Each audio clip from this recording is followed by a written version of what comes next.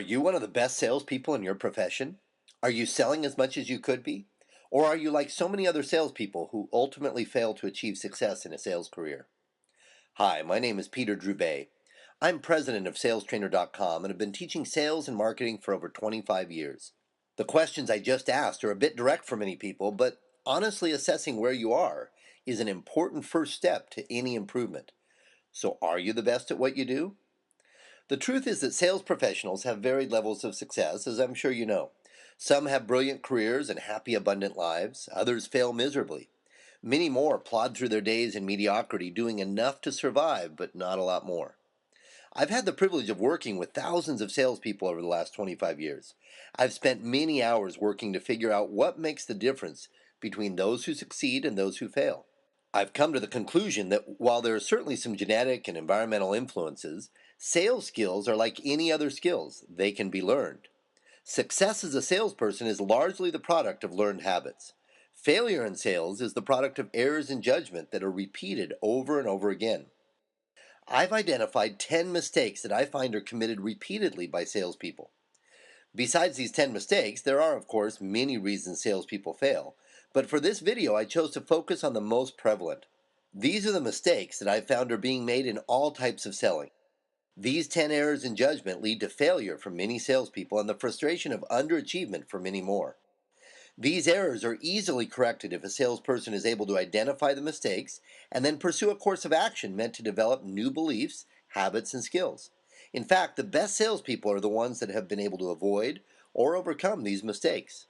So, what follows is a brief description of these 10 mistakes, along with some more questions that may seem very direct and perhaps tough to answer. But these coaching questions are meant to have you take a hard look at what you're doing and decide to make some changes where necessary. Fortunately, the changes necessary are easy to understand. In fact, if the 10 mistakes we're about to cover seem simple, it's because they are. Because of their simplicity, they're easy mistakes to make. The questions you need to ask are, how often do I make these mistakes? And more importantly, what actions can I take in the future to minimize or eliminate these mistakes? If you're willing to be absolutely honest about where you stand in each of the 10 categories, and you're willing to adopt some new ways of thinking, then I promise you success in your sales career. So here they are. Mistake number one: I'm just not a salesperson. One of the most frustrating things I've encountered is salespeople who are not proud to be salespeople. Many salespeople have never owned their position as a salesperson. To be successful as a salesperson, you must start by being a salesperson. Many salespeople never develop positive beliefs about their profession because not doing so grants them an excuse. It's easier to say, I'm really a blank, you fill in the blank, but times are tough right now in my industry, so I wound up in sales, than it is to simply be successful. In other words, until someone is able to proudly say, I am a salesperson, he or she has a built-in excuse for failure. The truth is that everyone is a salesperson. Sales is simply the act of influencing people to take action. Everyone influences other people at some point in their life.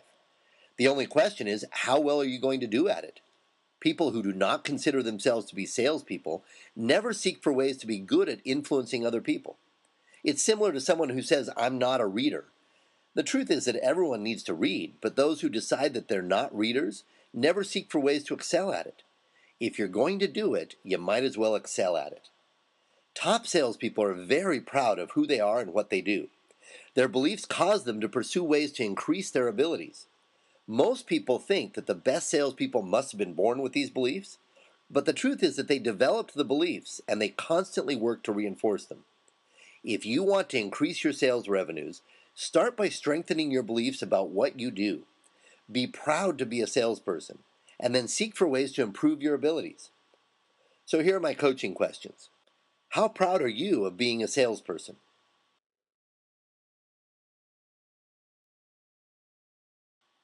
When people ask what you do for a living, what do you say? Are you actively pursuing excellence in your career? Or are you simply treading water until you can find something better? What actions will you take to demonstrate your love of selling and your pride of being one of the best in the profession?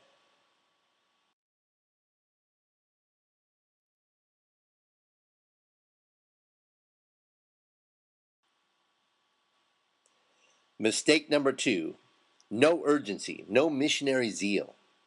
Most salespeople are not passionate about what they sell. They have not identified a unique selling proposition that they can be excited about. A unique selling proposition is the way you express your advantage in the marketplace.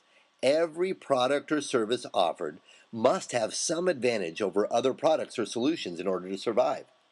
Unfortunately, most sales professionals I meet are not able to express what their advantage is. Worse, many I talk to do not think they have any advantage.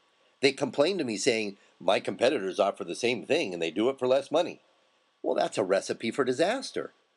You must determine what is unique about you, your company, or your products and services. And you must be able to passionately express that uniqueness as an advantage over your competition.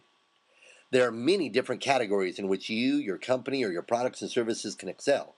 Some of the many categories in which you can be better than your competition include the types of products in which you specialize, quality, service, expertise, price, availability, ease of purchase, speed of delivery, friendly people, the ability to deal with you, for instance, amenities or extras offered with the purchase, guarantees or warranties, and much, much more. You don't have to be everything to everybody. In fact, if you try to be everything to everybody, you will fail. Simply try to be the best in at least one category. It is true that some people always buy the lowest price, but it's also true that some people always buy the best quality, regardless of price. Others buy the easiest way.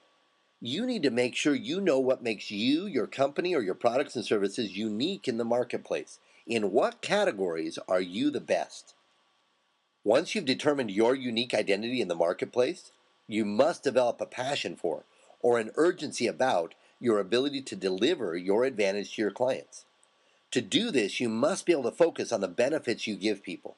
You must also be able to feel the pain of what life is like without your product or service. People will buy your energy and enthusiasm for your product or service, regardless of how polished you are, if you're passionate. The best salespeople in the world have a missionary zeal about what they're selling. In their minds, life is hell without what they offer, and it's heaven with it. You must adopt similar beliefs and a similar level of energy and passion if you're going to succeed long term. So honestly answer the following questions. What is your unique selling proposition?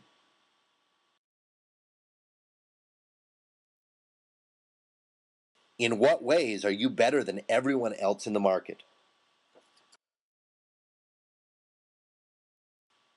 Are you really passionate about what you can do for your clients?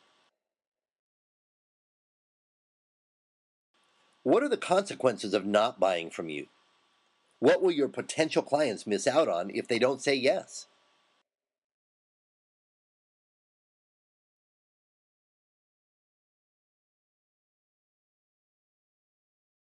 What actions will you take in order to increase the level of passion you display about your products and services?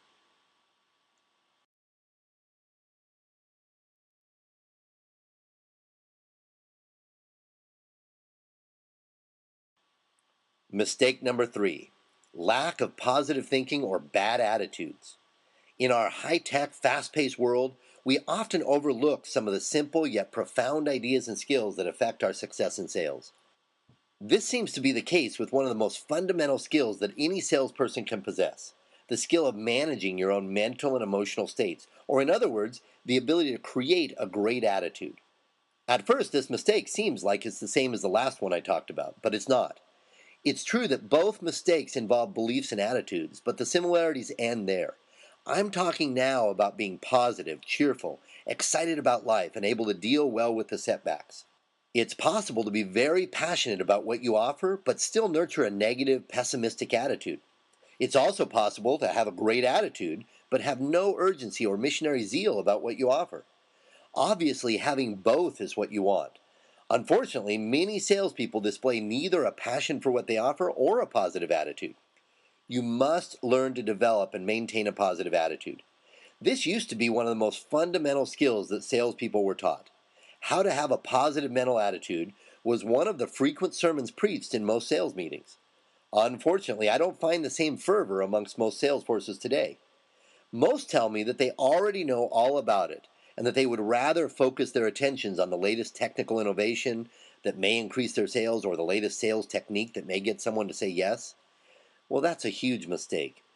The results can be seen in the millions of less than enthusiastic salespeople you can encounter in the marketplace today.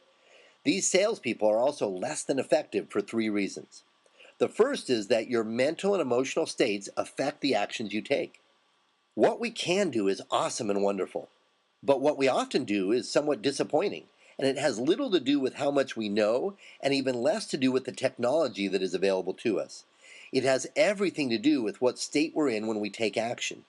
Salespeople who do not constantly work on improving their attitude find themselves often neglecting to take the actions they need to take in order to be successful. It's not unlike the best athletes or performers. They're always talking about getting themselves, quote, in the zone. Well, how often are you in the zone? The second reason that your state is so important is that if you can't affect your own emotional state, then there's no way you're going to affect anyone else's, let alone your clients. And that's the foundation of selling. Influence is not about explaining the logical facts and features of something. It's a very emotional process. It's really about creating energy about something. You can't possibly do that unless you have the energy yourself. A great attitude is a major part of being able to influence people. Your ability to create emotions for others is directly related to your ability to manage your own emotional states. And the third reason that is so important is that you must maintain a great attitude so that you can create positive psychological anchors for yourself. Anchoring is a naturally occurring effect in which the emotions we're feeling get linked to what we're experiencing in our environment.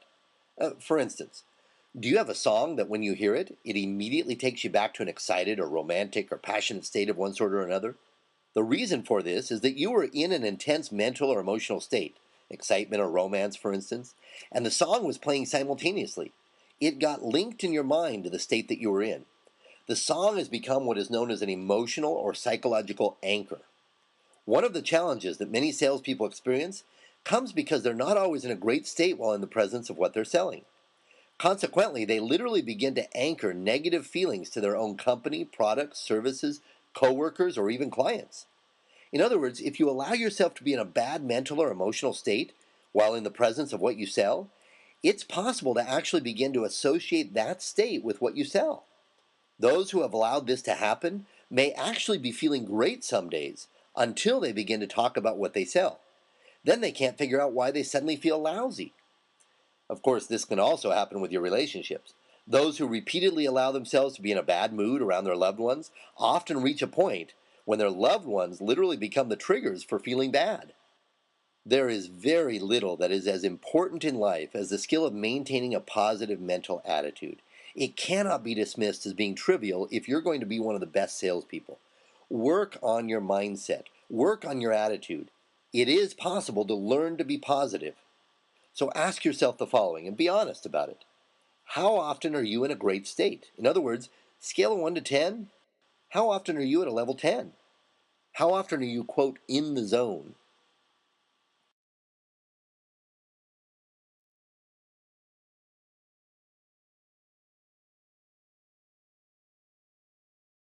Do you ever find yourself dwelling on negative thoughts or being pessimistic about things?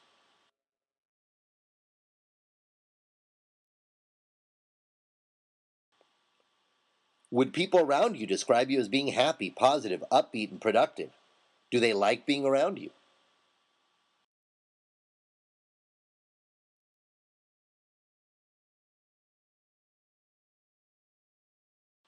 What actions will you take to improve your attitudes on a daily basis?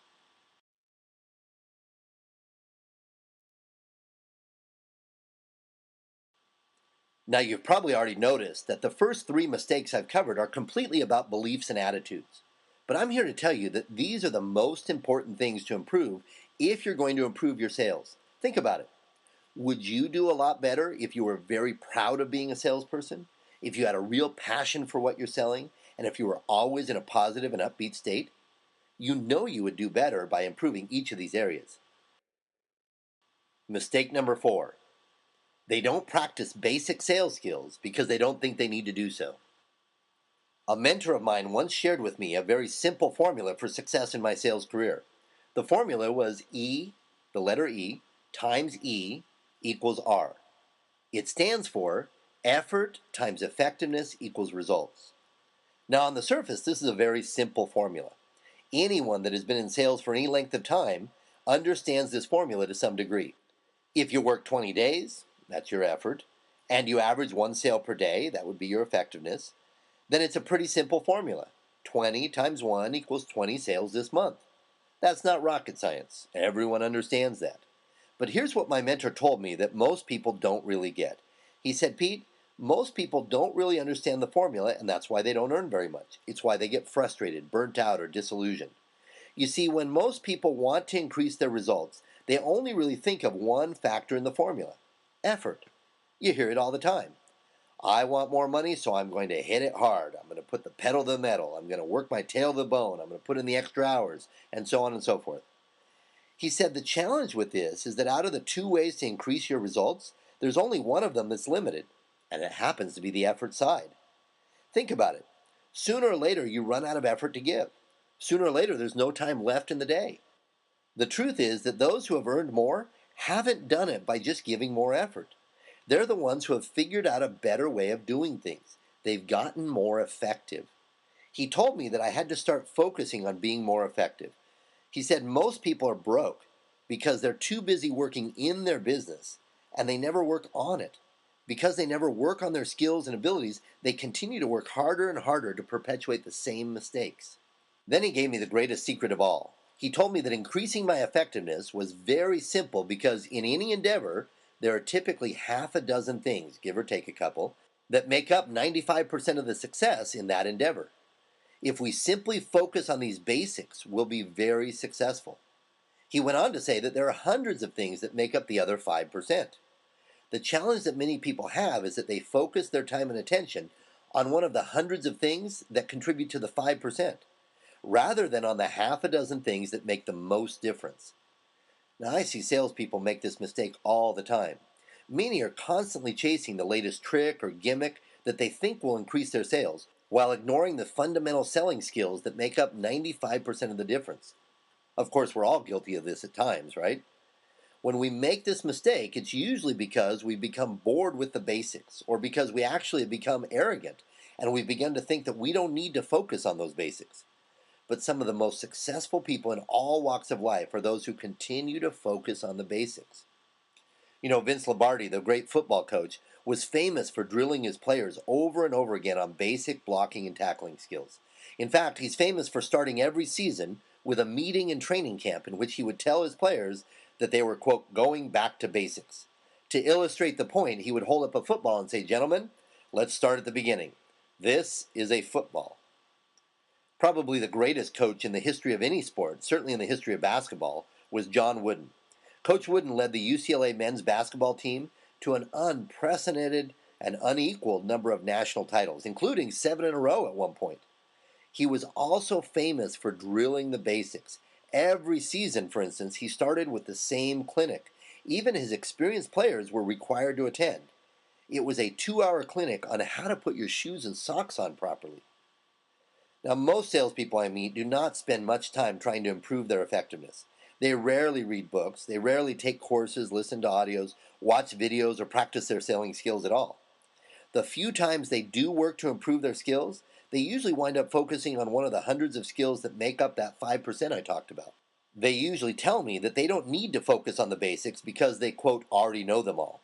Meanwhile, the best salespeople are always seeking to improve the basics. They're always reading, listening, watching, attending courses and seminars, and most importantly, practicing the basics. Be one of the few who focuses on and masters the basics that lead to success. So here are my questions for you. What are you doing to refine your basic selling skills? What books are you reading? What courses are you taking? When was the last time you recorded yourself and critiqued your performance? How many other salespeople have you watched or shadowed to see what you can learn from them?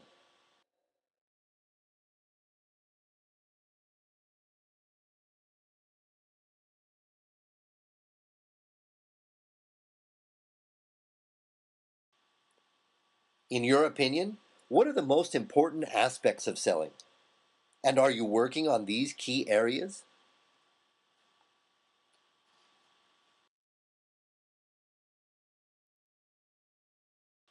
What actions will you take to ensure that you're constantly practicing the basics of your craft?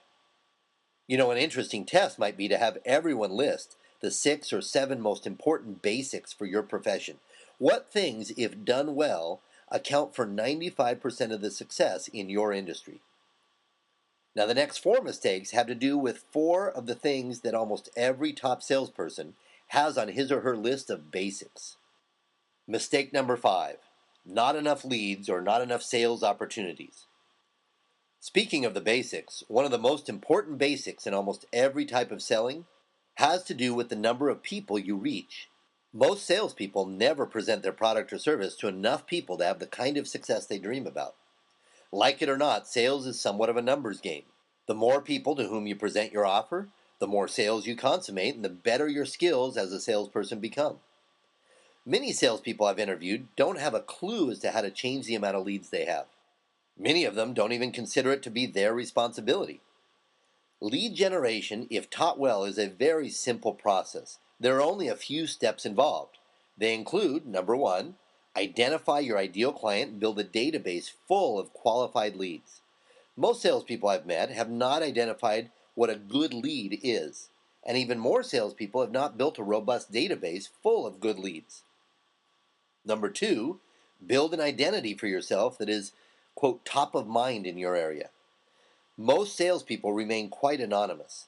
They don't realize the impact of a little PR.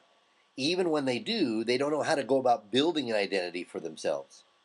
Number 3, determine multiple ways of reaching your ideal client. Most salespeople rely on just one method of reaching clients, usually the same method that all of their competitors use. Number 4, set up a system for each way of reaching your ideal client that is both measurable and that can be duplicated. The idea of systems is beyond most salespeople. They certainly have the intelligence to set up and operate great marketing and lead generation systems, but no one's ever taught them how to do so. Number 5, measure, manage, and celebrate. Most salespeople never measure or track their performance. Therefore, they can't manage their systems and they rarely get to celebrate. In fact, most salespeople I've met actually complain about measuring. Each of these steps obviously has some complexity to it, but each is easy to master and implement. The top salespeople in every industry are people who have mastered the lead generation process. They've become the rainmakers.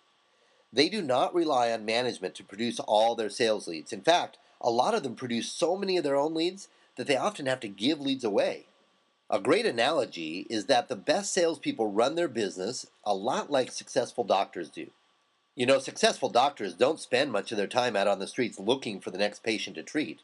Instead, they set up systems that keep their calendars full. They spend their days going from appointment to appointment to appointment with people who are waiting to hear what the doctor prescribes for them. The best salespeople do the same thing. What would happen if you were going from appointment to appointment to appointment with people that were ready, willing, and able to talk to you and were excited about what you have to tell them? That's what you need to create. So let me ask you a couple questions. Do you have more leads than you can handle, or are you constantly searching for new people to sell?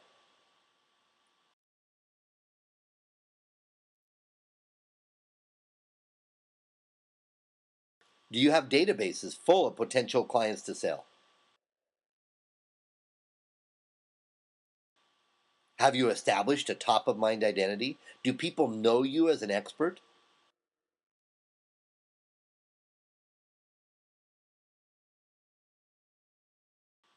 Do you have several systems that are working to fill your calendar with appointments?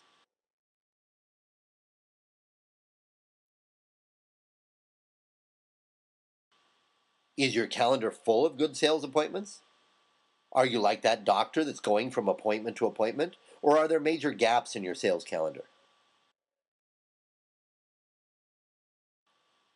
What actions will you take to increase the number of good sales leads and sales appointments that you have?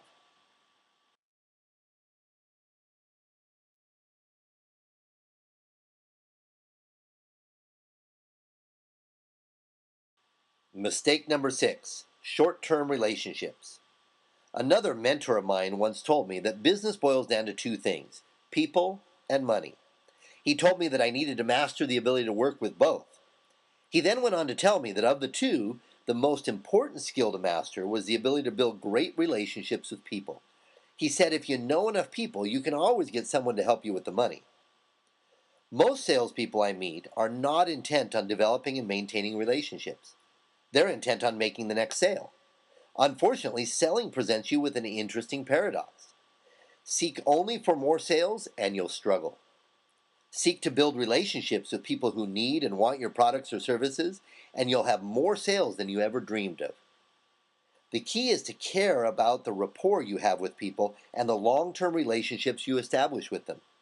In fact, most top salespeople, when asked about what they feel are the most important sales skills, always list rapport skills at the top of their list.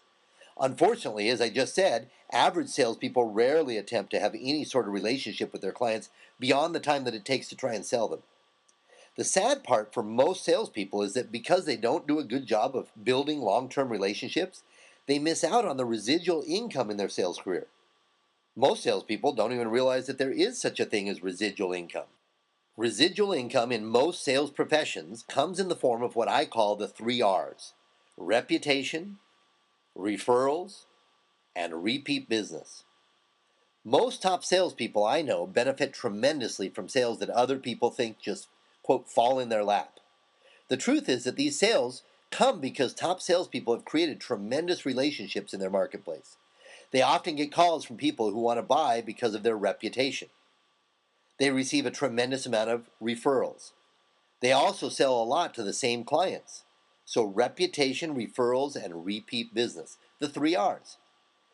Many salespeople I meet have been working in their sales profession long enough to reap the rewards of the 3 R's, but they don't see the rewards because during that time, they've done nothing to foster and maintain great relationships.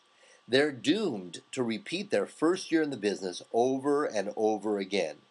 They are destined to always being the supplicant, begging for business. The best salespeople are more interested in building long-term relationships than they are in making the next sale. Rapport skills are some of the most important skills they have. They work hard to take care of their clients, knowing that their clients will take care of them. They spend a lot of time on follow-up. They see every client as a friend and treat them as such. In fact, one top salesperson put it this way. He said to me, "I learned to spend more time worrying about the deals I've already made than the deals I haven't made yet." So let me ask you, how hard do you work at building rapport with people? Are you genuinely trying to serve friends? Or are you just trying to sell the next unsuspecting person?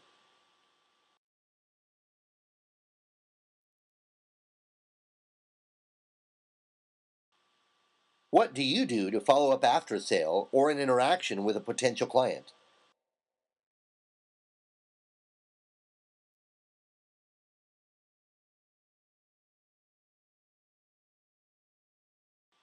What actions are you going to start taking to improve your relationships?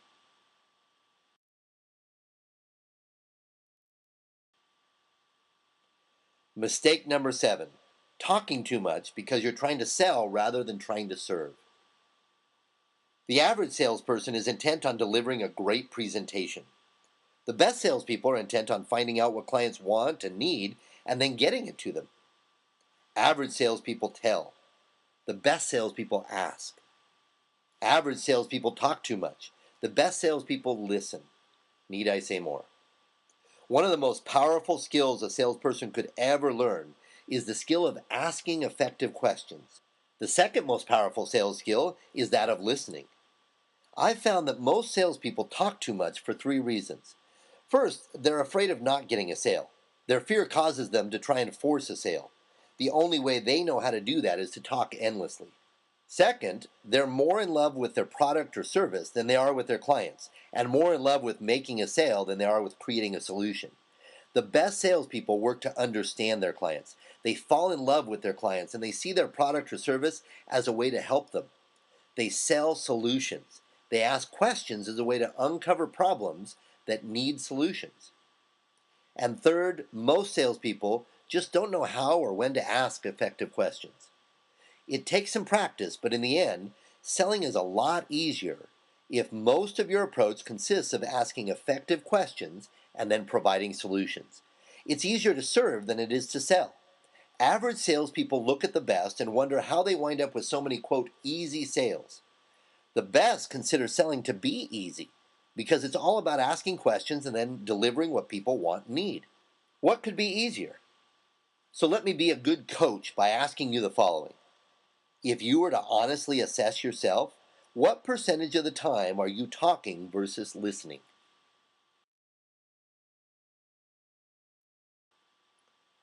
Do you have a good needs analysis questionnaire that you run through with every potential client?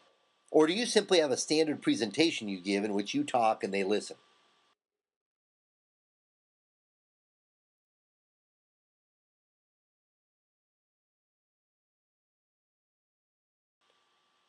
How good are your listening skills?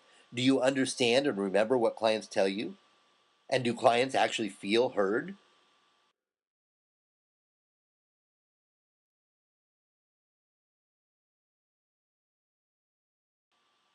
And then finally, what actions will you take to improve your ability to ask questions, listen to the answers, and then provide solutions?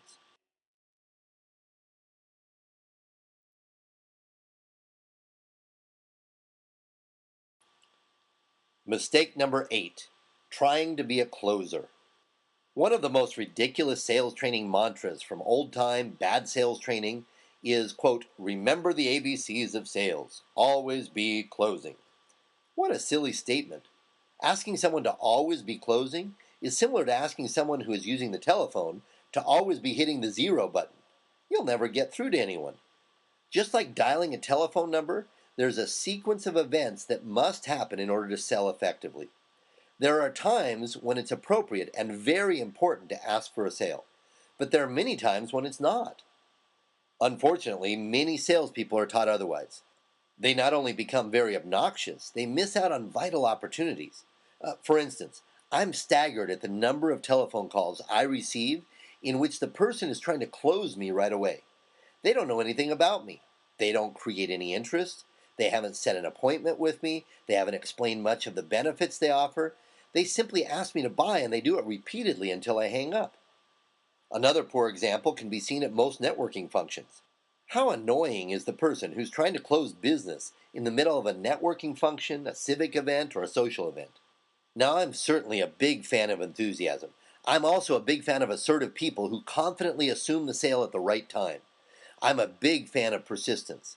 But all of this must be tempered by an understanding of proper syntax. It's like opening the combination lock on a safe. All the enthusiasm, confidence, and persistence in the world will not open the lock until you have the right combination. Most sales processes involve at least 4 steps. The first step is a qualifying step. The whole goal is to ascertain whether or not you should spend time working with a person or an organization. In other words, do they meet whatever criteria you've determined to identify your ideal client? Many salespeople try to close during this step and they wind up wasting a tremendous amount of time selling to people who are not qualified. The second step in most sales processes involves creating interest for your product or service and setting an appointment to meet with or speak to the prospect. Most salespeople don't have a clue as to how to quickly create interest, and they're even less adept at setting sales appointments. If you doubt it, look at their schedules. Are they full of upcoming sales appointments? Most are amazingly blank. About half the salespeople I meet don't even keep a sales appointment schedule. The third step with a prospect is one in which you find out what they really want and need. You ask effective questions. You conduct a great needs analysis. As has already been covered, most salespeople don't do this very well. And finally, the fourth step with a client is when you propose a solution to their problems. It's during this step that it's very appropriate to ask for an order and expect a sale. But closing before this step is usually a waste of time and only damages your reputation. If you understand the sales process, you'll have a much higher closing percentage and you'll actually spend less time selling. The average sale is also typically much larger. Salespeople who don't understand the sales process are destined to spend many hours being rejected. They also become convinced that what they need to do better is simply a better closing technique. While I can certainly offer many very effective skills in this area, the truth is that these skills are not what most salespeople need.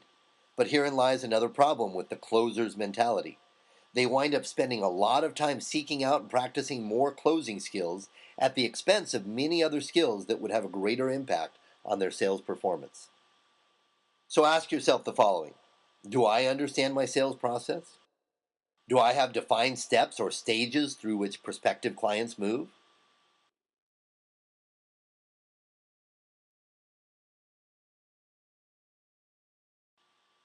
Am I seeking to maximize the outcome of each stage in my sales process?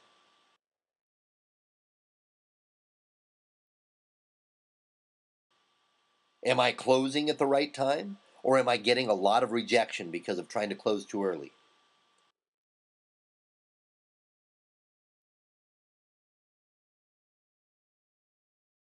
When I do ask for the order, am I doing so with the confidence and the passion that comes from knowing that my client is qualified to buy, is interested in what I have to offer, and has known wants and needs that my product or service can satisfy? And finally, what will I do to improve my closing percentages by improving my sales process?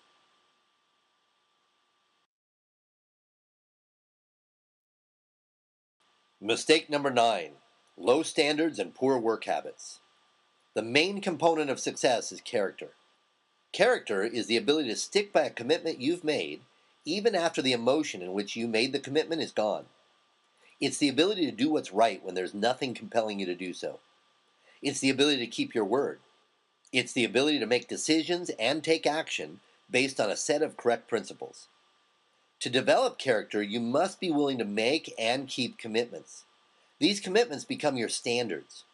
A standard is a commitment to yourself that lasts throughout time, something that you do over and over again. The best salespeople are typically the best because they have high standards. Most salespeople either don't have any identifiable standards, or the ones they have are very low. There are many areas of your life and your career that would be improved by elevating your standards. I've already discussed in this video the failure of most salespeople to set standards in areas of personal development, relationships, and attitude. But there's another set of standards that top salespeople set for themselves that is perhaps more important than all the rest. The best salespeople consider themselves to be doers. They take action. They almost despise talking, analyzing, worrying, or anything else that is an alternative to taking action. Therefore, they set standards for quantity and quality of action on a daily or weekly basis. Top salespeople commit to a specific amount of action. They strive to reach a daily or weekly goal for the amount of activity they're involved in. For instance, a mentor of mine who is very successful had a very simple rule. He determined that he would, in addition to all the work that he did with existing clients and their referrals, he determined that he would make 25 prospecting calls every single day. His rule was, I don't go home until I've made the 25 calls. Now, in working with him, I never saw him stay after hours because he kept the commitment to himself every single day. Years of keeping this commitment created incredible success in his career. Most salespeople don't have daily or weekly standards of action. Most are not sure how much activity they've produced each day because they don't even measure or track any of it. Some days they work a decent amount, but most days go by without any significant activity being undertaken. Now, this is the toughest of these mistakes to prove to people because everyone thinks they work hard. They put in hours, but many are not productive during those hours. I learned this firsthand early in my career. I began my professional career as an investment broker. I thought I was working hard, but my results were very poor. I was failing. I would have had to quit but for a mentor of mine who offered to help me succeed. The first thing he did was he asked me to significantly raise my standards. He had me commit to making 300 cold telephone calls per day to prospective clients. He touted great rewards if I would do it, and he threatened to fire me if I didn't. I was, needless to say, very motivated. I placed 300 telephone calls per day for 6 months straight. By the end of the 6 months, I had more business than I could handle, but more importantly, I'd really gotten good at the business. The sheer volume of activity had given me incredible amounts of practice.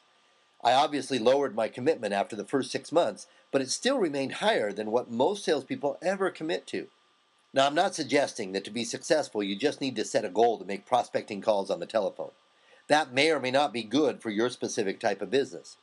You do, however, need to set a goal to complete some sort of measurable activity each day. The activities must be those that will directly impact your business success.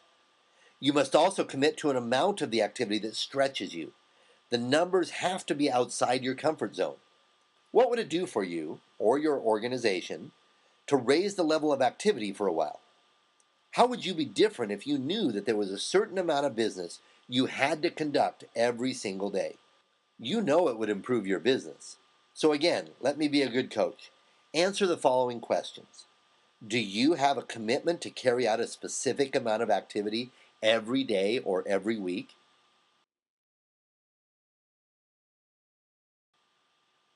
If so, are you constantly keeping that commitment? Does your commitment stretch you? Is it far enough beyond your comfort zone to force you to grow?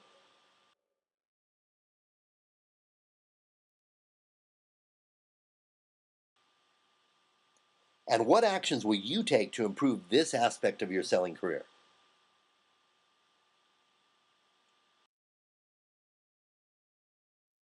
Mistake number 10, the lie.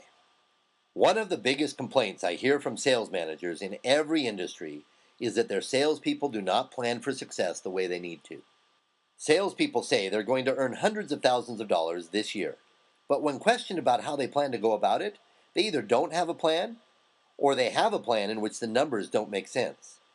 For instance, they say they're going to make $250,000 this year and that they're going to do it by, quote, finding a couple good deals. And that the way that they're going to do that is by, quote, making a few calls. It drives sales managers nuts because they know that, barring some unforeseen miracle, the person in question will never accomplish what they're setting out to accomplish because the numbers just don't add up. Stories like this are very common. In fact, a few years ago, I saw some research that attempted to figure out why people didn't succeed at what they set out to accomplish. The result of the research was very interesting. It concluded that the most common characteristic of people that did not achieve what they set out to is that they lie. I don't mean that they lie to other people, although that usually winds up happening at some point.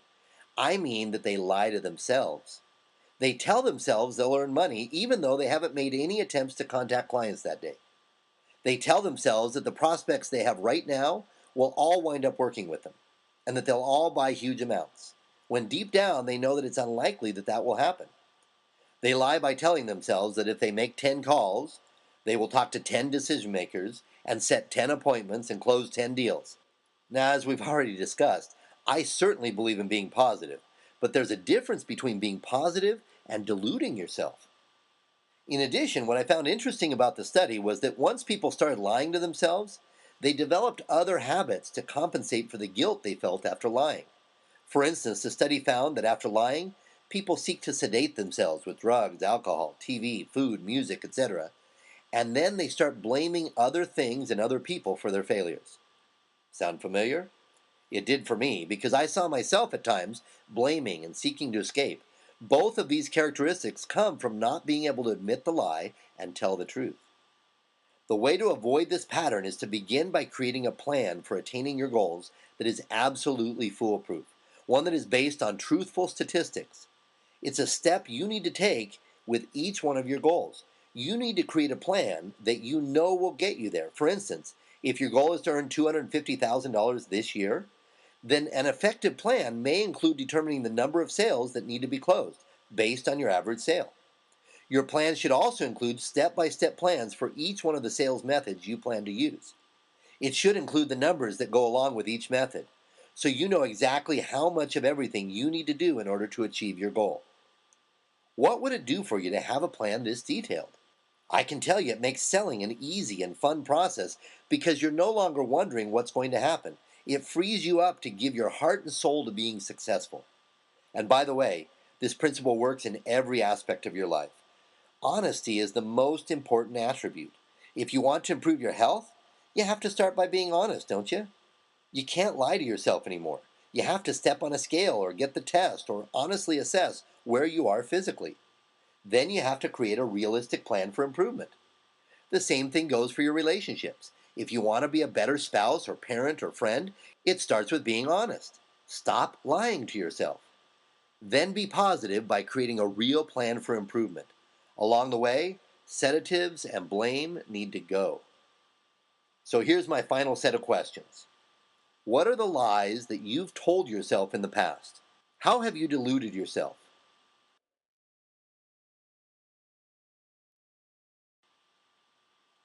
In what ways have you sedated yourself? Who or what have you blamed for your failures?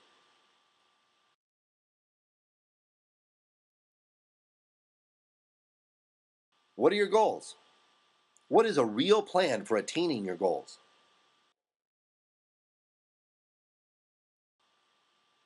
And finally, what actions will you take right now to begin the process of planning and being honest about how to attain your goals?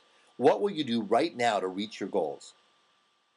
So I hope that reviewing these 10 common mistakes has prompted some thought and some decisions. I also hope that the result involves some actions that will lead to more success in your life. You certainly deserve to be as successful as you would like to be. If I can be of assistance to you in the future, please let me know. I specialize in helping salespeople and sales managers to dramatically grow sales revenues. Visit salestrainer.com and take advantage of the articles, courses, and tools that we have available there. Call my offices and ask about ways that we can help you. There are ways to double and even triple your sales revenues, and we would love to help you discover those ways. Again, my name is Peter Drubay, and I thank you for your time. Now go out and make your life extraordinary.